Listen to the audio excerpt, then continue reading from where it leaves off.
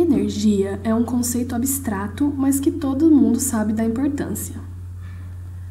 É ela que permite a dinamicidade das coisas vivas, como nós bem sabemos. Nós obtemos a energia que precisamos da nossa alimentação, assim como os outros animais.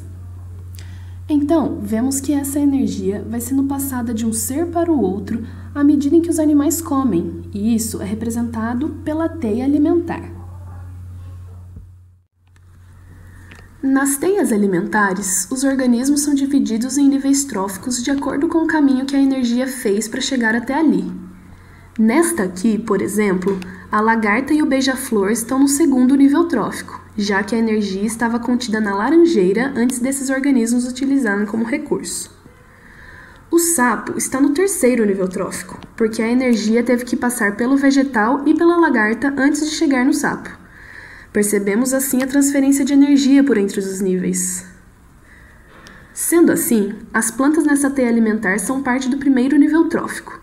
Isso é possível pois as plantas são organismos autotróficos, ou seja, são capazes de produzirem o seu próprio alimento. E por isso são chamadas também de produtores primários na teia alimentar.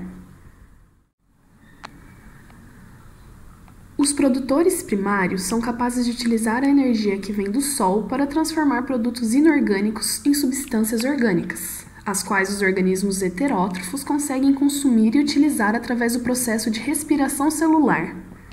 Estes organismos, que não são capazes de produzir o próprio alimento, são chamados também de consumidores na teia alimentar. Algumas características se mantêm na maioria das teias alimentares existentes no planeta. Por exemplo, os animais que estão no segundo nível trófico são herbívoros, já que o primeiro nível trófico é geralmente constituído de plantas. Sendo assim, eles são os consumidores primários, mas estão no segundo nível trófico.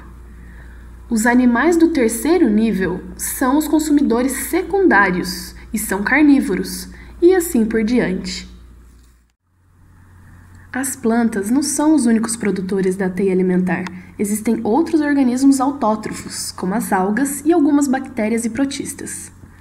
Essa síntese de compostos orgânicos acontece por meio dos processos de quimiossíntese e fotossíntese, mas pela enorme distribuição e ocorrência do reino Plantae no mundo, elas são as principais responsáveis pela produção de toda a energia disponível para o consumo dos seres vivos, e elas fazem por meio da fotossíntese.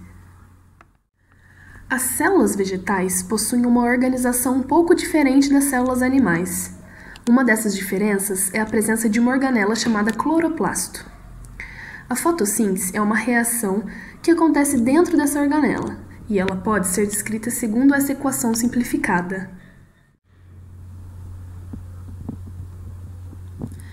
Entendemos então que a fotossíntese é um dos processos mais importantes para a manutenção das condições necessárias à vida.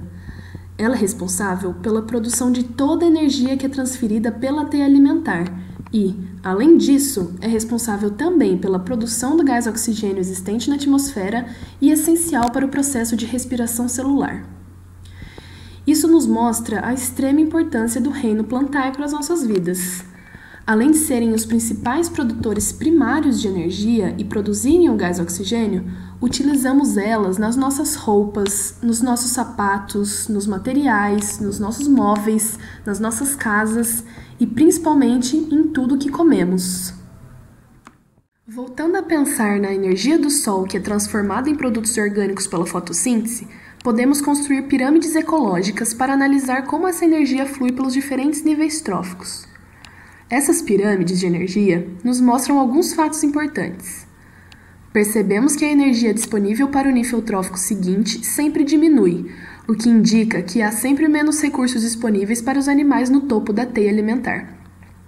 Isso influencia diretamente no número de indivíduos que é possível existir naquele ambiente.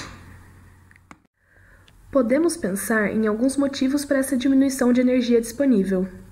Parte dela se dissipa para o ambiente em forma de calor e acaba não sendo aproveitada, mas além disso, os organismos a utilizam na manutenção das funções vitais, como respirar, andar, crescer e se reproduzir.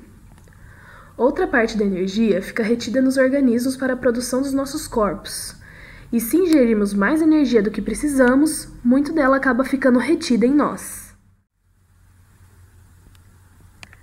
Seguindo essa lógica, ambientes com uma vegetação grande e diversa são capazes de sustentar teias alimentares igualmente grandes e diversas, já que haverá muita energia produzida pelos produtores primários.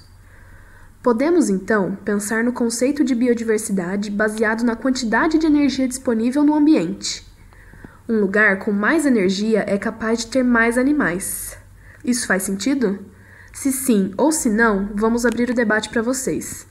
Em qual desses ambientes podemos esperar que existam mais animais diferentes?